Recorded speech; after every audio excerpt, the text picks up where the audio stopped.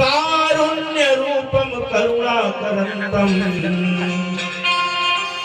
श्री रामचंद्रम शरणं प्रपद्ये। अतुलित बलधामं हेम स्वर्ण शैलाभदेहं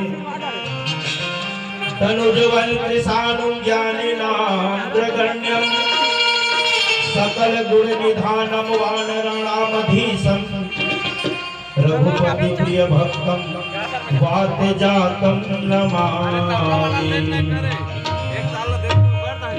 राम नाम अति मीठा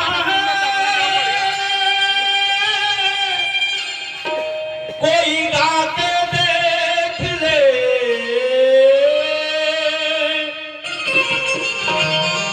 आ जाते हैं राम कोई बुला के देख ले।